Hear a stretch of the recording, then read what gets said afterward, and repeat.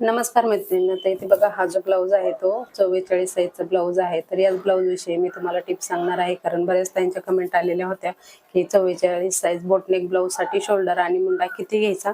तर इथे बघा हा जो ब्लाऊज आहे तो बोटनेक ब्लाऊज आहे आणि अस्तर लाथमधून मी इथे बघा अशा प्रकारे डिझाईन दिलेली आहे. वरून पूर्ण प्लेन आपला जो मेन ब्लाऊज पीसचा कपडा आहे तो दिलेला आहे आणि अशा प्रकारे बोटनेक मध्ये ही डिझाईन बनवलेली आहे. इथं अजून पिंक कलरचे आपल्याला बटन इथं लावायचे आहेत. तर इथे बघा या 44 साईजच्या ब्लाऊज साठी मी शोल्डर घेतलेला आहे 8.5 इंच. तर कस्टमरचा जे शोल्डर आहे ना ते 17 इंच होतं. जेवढा पण शोल्डर असेल त्याचा हाफ आपल्याला बोटनेक मध्ये घ्यायचा असतो.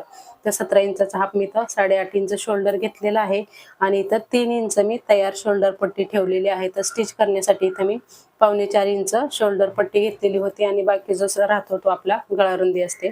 तर इथे बघा अशा प्रकारे ही 44च्या बोटनेक साठी मी इथं माप टाकलेला आहे आणि मुंडा पण मी इथं 8 इंच घेतलेला होता. म्हणजे शोल्डर जे आहे ते 8.5 इंच, मुंडा 8 इंच आणि गळारुंदी जी आहे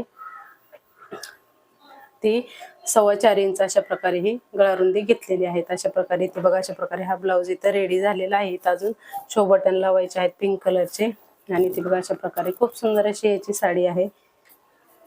तर अशाच टिप्स जाणून घेण्यासाठी फॉलो नक्की करा.